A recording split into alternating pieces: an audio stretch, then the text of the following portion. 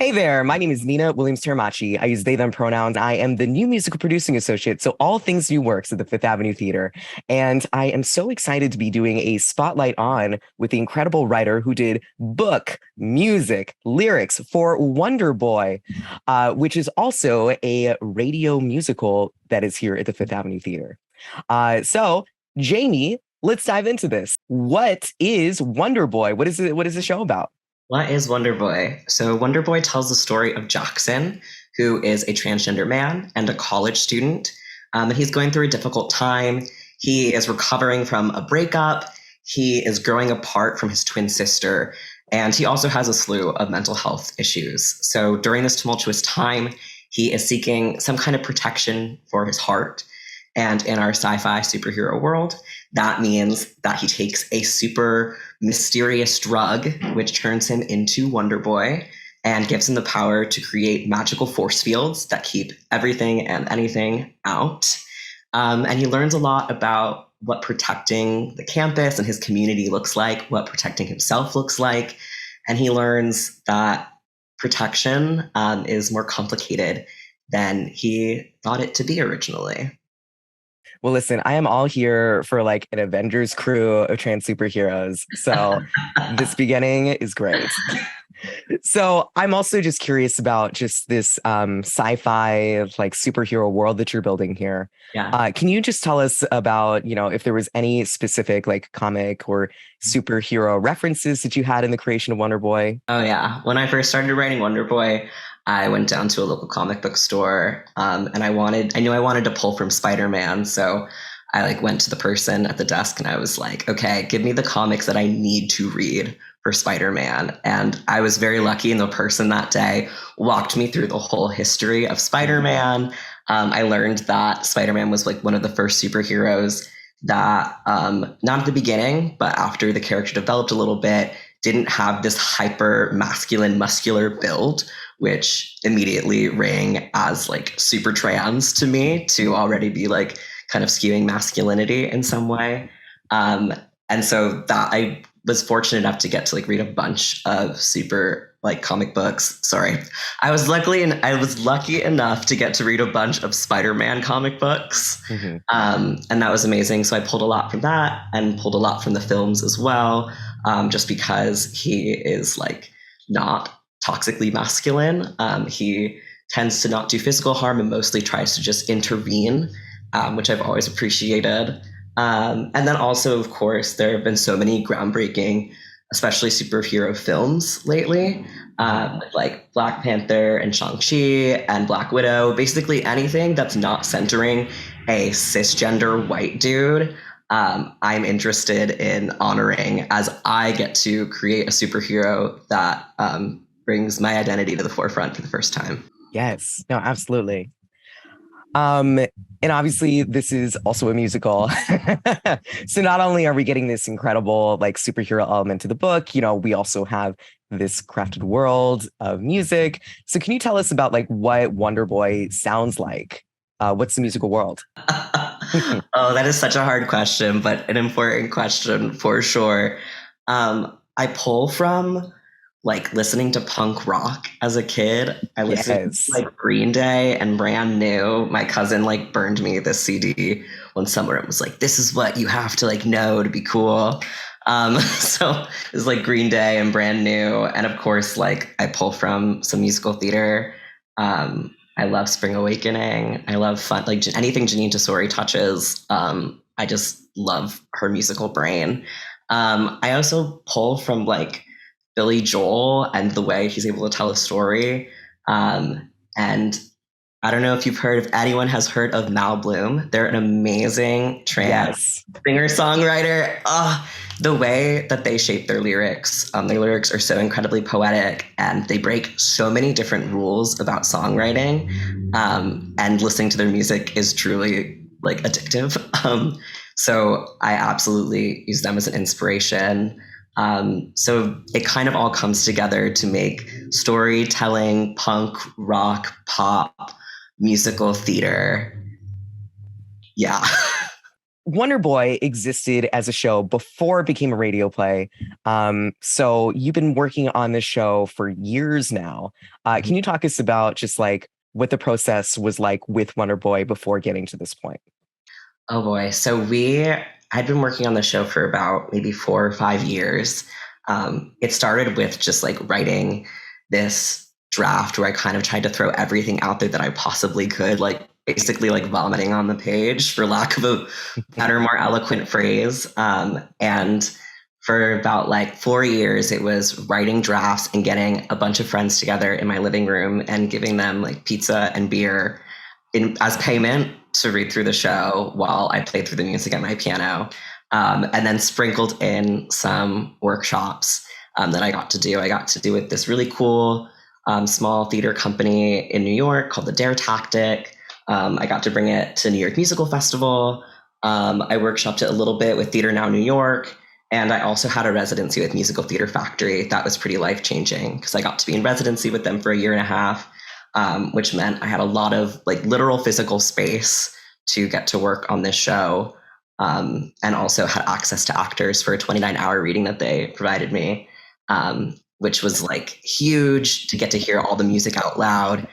So it was just a very cyclical process of writing, getting to hear it out loud, getting lots and lots and lots of feedback, parsing through the feedback, and then starting it all over again for about 5 years. And now you're here. And when we asked you to do radio play, we knew that it was going to be something different. And with the radio play, obviously, as a listener, you're listening. You're not seeing these like superhero powers on stage per se. And so I guess in, adapting an already written script into a radio play, can you just walk us through any like challenges that you faced while you were doing those Oh, changes? oh yeah.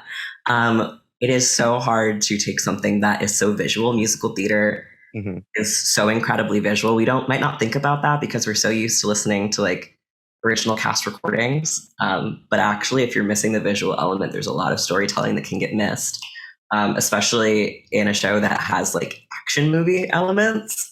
So there was a lot of tweaking dialogue and having to figure out how we could use sound effects and what the characters were saying, or what like weird noises that the characters were making, like gasps or like coughs or anything like that, to try and help make sure that the audience is able to visualize it. Um, Musical theater already, like if it's not clear, we are told that it won't be successful. It's already a dance that I'm doing and trying to create like something that's trans and queer, and also trying to give the audience enough clarity to be able to clue in, even though like trans and queerness is inherently like kind of a messing with things having to be clear and set and binary. So I had to do that dance with like an even further kind of gap between having to get immense clarity and trying to preserve the queerness and the transness of the show. So that was difficult. And also, I think especially having Yehan, our amazing director, on board who has some experience in radio plays, they were incredibly helpful. And from very, very early in our conversation in talking about the story, we were talking about how to create an auditory world for this show. Mm. Yes, and special shout out to Yehan. We love Yehan. um, Amazing. Yes. And so I guess, yes, building the auditory world of things, just to give the audience a little bit of perspective as to what this, like the past couple of weeks have been for us. Not only has Jamie been doing all these rewrites and all these things, shaping the script to work as a radio play, we then flew Jamie into Seattle, and the team finally came together in person for the first time. And we had a week of rehearsal in person at the Fifth, and then we recorded at a vast recording studios, which was a incredible experience. We were like, oh my gosh, Soundgarden, Macklemore, the Shins recording there. Like, what? But what was that like? We're going from, I guess, like it was a very short process, very intense, but also like really joyful. Can you just talk to us about just like um, like the community and like the rehearsal and recording process for you? Yeah. Oh gosh, it was absolutely magical. The team that we assembled and the cast that we assembled, every single person had so much light and joy within them, and they were all so generous in the way that they engaged with the story. The room was full of a bunch of trans and queer folks, which is crucial to telling this story because the story is about trans and queer folks, and I want to make sure that I am like doing gracefully and adequately and intentionally honoring this amazing community that I am so lucky to be a part of. These actors were so freaking talented. I mean, there were like tears always. I feel like when we did one read through, and there's that one song that Oh, yep. Hannah sings kind of towards the end of the show, and I looked around and like everyone was just weeping. Passing around a box of Yeah, tissues. and I was like, this is like the perfect room to cry in. Um, and I was so grateful for that. And even though it was a limited amount of time, I feel like we took the space that we needed to fully hold all the emotions that came up during the process. And then jumping into recording was this whole other thing. I was really glad we were able to keep that energy that we had in the rehearsal room where we were caring for each other and checking in with each other. Um, that was amazing. But also like getting to see these actors really kind of like hook in to these roles now, like, and really like push through, take charge of like these roles that they've been given was absolutely magical. Starting to like close my eyes and hear the world come together. Um, it felt like a dream, honestly. And getting to hear, um, like even like the sound engineer person who is like, I don't know exactly his title, but the person who moves all of the buttons in the Yeah, room yeah. was moved by it. Um, and that kind of like he was like, oh, I had to try like not to get choked up. And that meant the world to me. I was like, oh, we're doing something right. If this show is able to like touch people and make them feel something and help them engage with their emotions a little bit more than they Mhm. usually do, then I think we did something right. And I think the cast was able to do that as well. You know, of course, these shows are for our audiences, and also it's for the people who are literally making it in the room.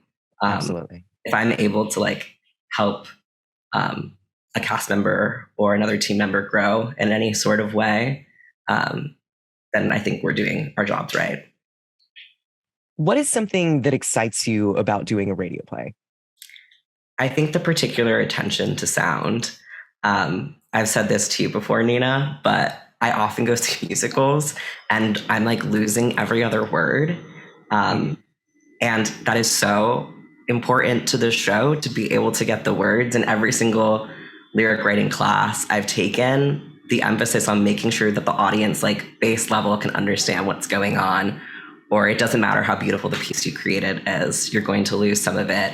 So the fact that we were able to pay particular attention to communicating things auditorily felt really special to me. And also, during a regular old stage reading, you generally don't get to bring in a whole band. In general, Yep. it's just the actors and the piano. But because there were elements that we didn't have to think about because it was all auditory, we were able to get to have a band, and having like this full out rock band that people can jam out to meant like everything to me. And the idea that with this show, like folks will be able to like listen to it from wherever they are, and get to jam out at home, kind of the way that you do, like, I don't know, when you're like a teenager. I don't know, do teenagers still do that? Or God, is I it just hope TikTok? so. But like, I remember, like, you know, kind of like when I like had a burn CD that my cousin gave me when I was like in middle school, and I like just like put it in my boom box at home and like jammed out in my bedroom. It's a pretty unique experience, and it gets to be so like singular and universal at the same time. Um, so like the combination of getting to like pay like the the ability and the privilege to be able to really focus in on the auditory element, and then also the ability to be creating this experience that feels like I'm paying some kind of like homage to like the teenage middle school version of me. That feels really special. That is so special. And I also just as a new musical person, I'm also very excited about the idea of, the radio play also as a tool for new musical development. Mhm. Because one of the things that I was really excited about for something like this would just be that like it's such a focus on the words and, Yeah. really like even in your adapting process about like going back and being like, okay, cool, what needs to be clear, like what will the audience get? And so I am so happy that we were able to still like use this. Oh yeah. Um, and uh, finally, the question that I absolutely need to ask, because every audience member right now really needs to hear this, in that if you had any superpower yourself, what would it be? That is such a hard question. Um, Ultimately, I'm gonna go with flying, mostly because it's uncomplicated. And I think about time travel and the kind of stress that could put on one's body, um, or like mind reading, and like, oh my God, I actually don't want to know what everyone's thinking about me. It might like damage my self esteem, or like being able to see the future. I'd probably get like really bored or like even more anxious than I am regularly. Um, but with flying, I feel like it's just like, oh, I have to get to work.